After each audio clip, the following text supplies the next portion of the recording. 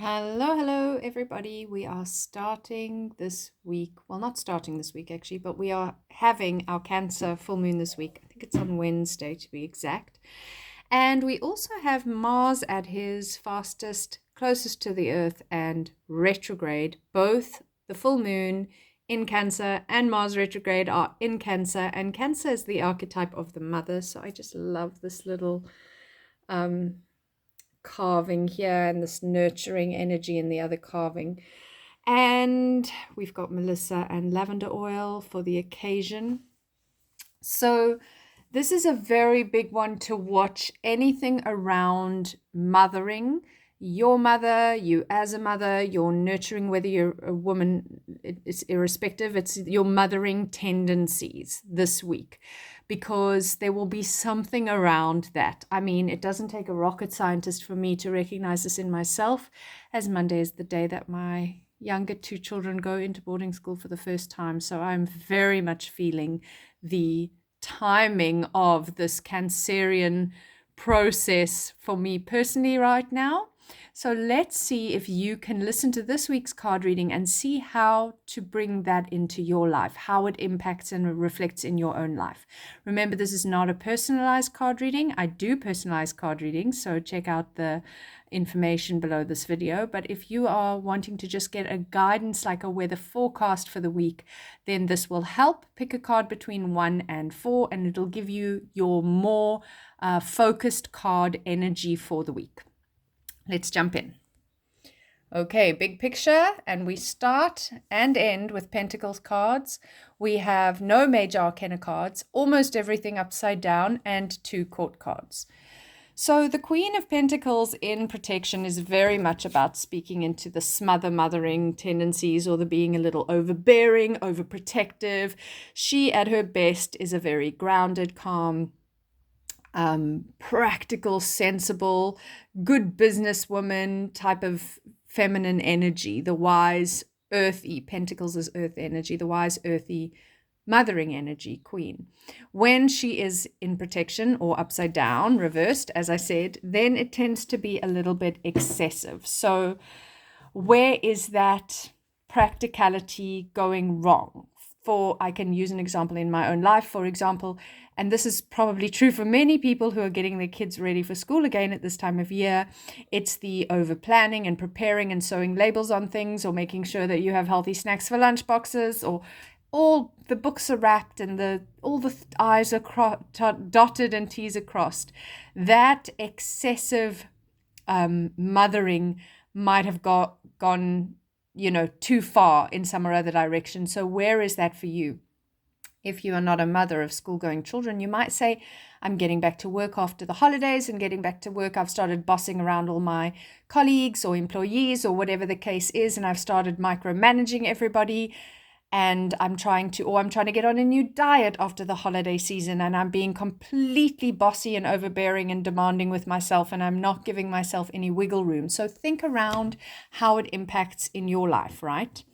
Then we have the Page of Cups also in protection, and he's a little bit of an idealist at heart and quite romantic. So when we see him in protection, we might be saying, where is there a fear of commitment? Where is there a fear of being open-hearted? Where are you resisting something new that's coming in? Because pages herald change and shift, and so do twos. They speak to us of some kind of crossroads.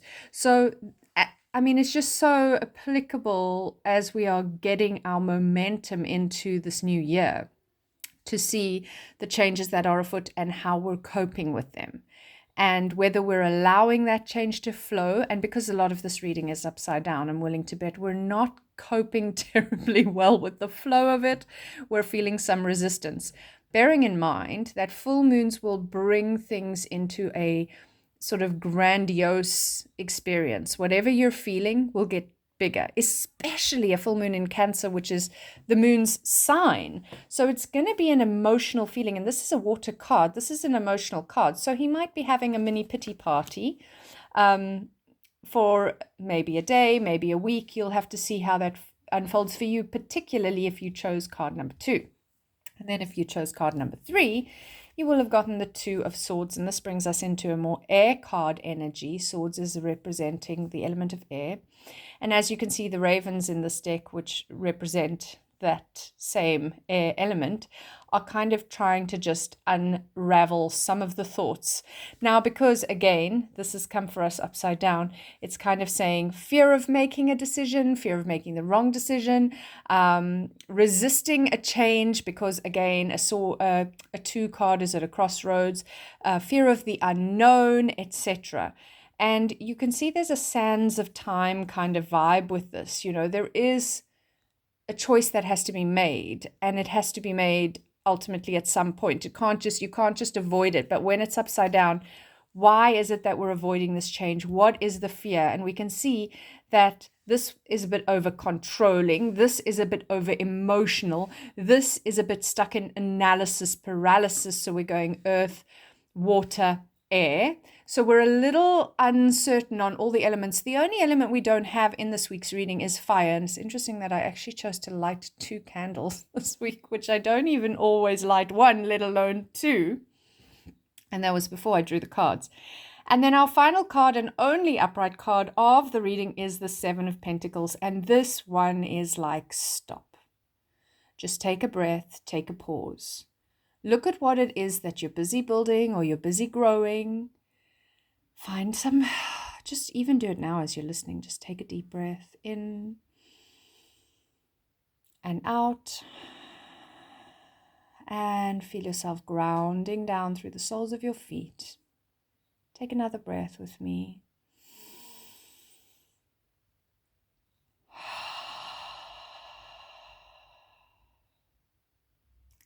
And with all the overwhelm, anxiety, emotion, what is it that you can stop and be grateful for? Because that's what the 7 of Pentacles is asking us. How can we take a moment, take a pause to reflect with gratitude on all the things that are going right in our lives? Just take some time to think about those things. Focus your energy on those things, because it's easy to get into the spiral of our minds and our repetitive thoughts and our this or that, either or thinking, when in fact we need to be thinking more around both and.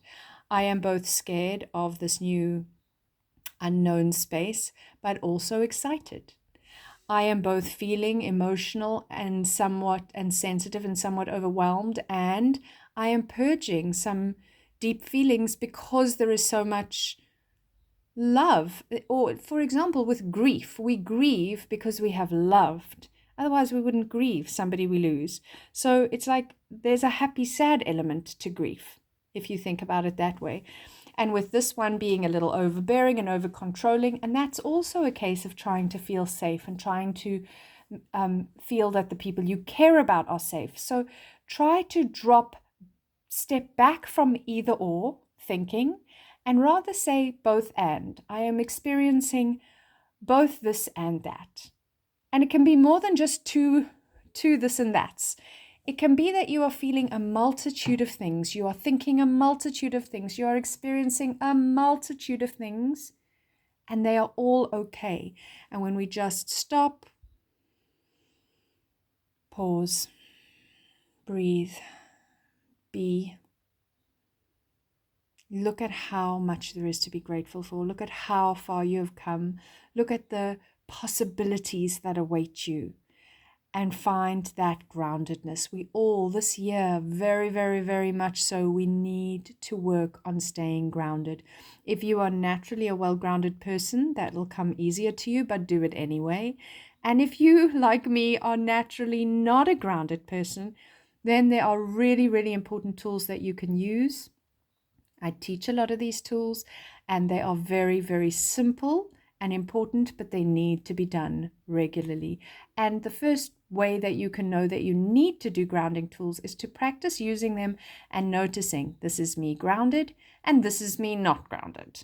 And as you begin to recognize, whoa, I'm feeling pretty ungrounded, you can bring in a grounding practice. And even just a simple one is walking with your naked feet on the natural earth. Okay, I hope this has been helpful. I'm sending you lots and lots of love. Send me love, because Monday is going to be a big day for me.